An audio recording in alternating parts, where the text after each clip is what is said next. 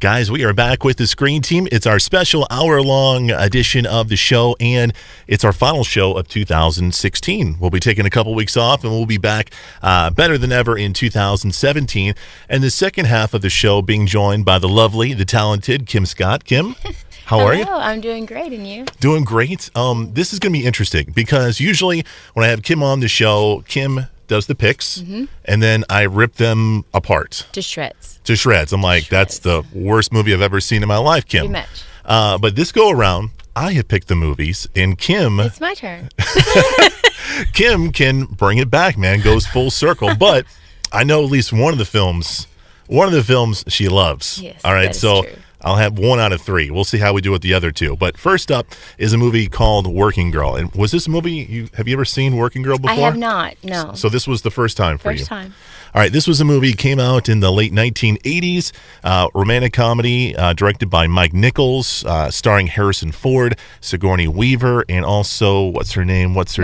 Melanie Griffith. That's right. It tells the story of a Staten Island raised secretary, played by Melanie Griffith, working in mergers and acquisitions department of a Wall Street investment bank, and her boss, Sigourney Weaver, breaks her leg, so Tess decides to kind of take over. Take her spot. Take her spot. So watching this movie, what were your initial thoughts seeing Working Girl? Were you like, why did he make me watch this movie? Kind of. Yeah. I mean, it was okay. I did have, I would say that I was anxious to see how it all played out in the end. Mm-hmm. Now I was guessing of how it would, but it was a pretty good movie. I liked it. It was kind of corny at sometimes, but it definitely. it was okay. This movie was. I said it was made in the late 1980s, but you can tell. I mean, you can this definitely thing, tell by the hair. Oh my god! This thing has 80s written all over it. All over it. Yeah. Did you have the? I had the 80s hair because it was made in 88, the year I graduated high school. Yeah. So totally could relate to their, clothing and hairstyles and stuff like that. I'm kind of interested. Were you rooting for Tess at all? I mean, because she basically kind of I felt sorry she for lies her. though. She does lie, but she was trying to make something of herself. Right. And I can see how she thought she was being, She was being used in a lot of different. Being used, and how she thought her boss was using her. Mm-hmm. And I still didn't even know for sure if her boss wasn't using her, because Sigourney Weaver's role, I'm not really sure how honest of a person she was. Right. I don't know. So we've got Tess, we've got Melanie Griffith, we got Sigourney Weaver.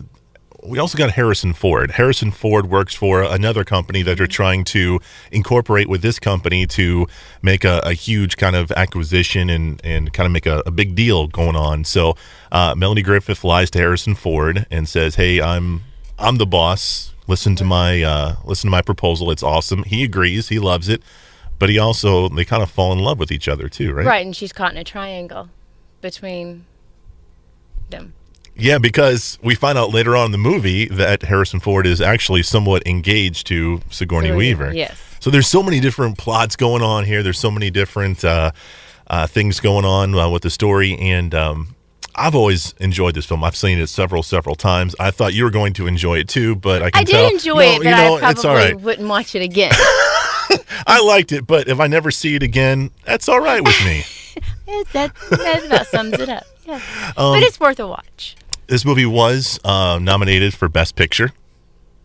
Probably didn't win.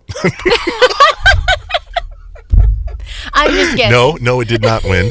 I don't remember what did, but it did. Working Girl did not win Best Picture. It was also nominated for Best Actress, Melanie Griffith. She didn't win either. Also, Sigourney Weaver was nominated for Best Supporting Actress. She didn't win either. So I guess Kim was voting for that particular category. What did you think about the accent? Because her Melanie Griffith's accent in this was definitely like New Jersey-ish. You didn't care for it? Not too much. My goodness, man. All right, I can turn around as fair play. I can say that. All right, Working Girl. All right, I want to let folks know this movie is rated R. It's got some nudity. It's got cussing and all that kind of stuff. So it's an adult movie. Yes. Keep it away from the kids, that kind of thing. Anything else you want to add to this glorious movie? No. I'm not totally knocking it. No, like you I said, are. I was intrigued to watch it to the end. But So when we got to the end, were you like, oh, yes? pretty good. All right. Working Girl. If you get a chance, check it out on Netflix. That's where we saw it, but it's also out on DVD. So check it out today. Coming up after the break, I guarantee you Kim is going to like this next one. It's called Thelma and Louise. We'll do it next on KWOC.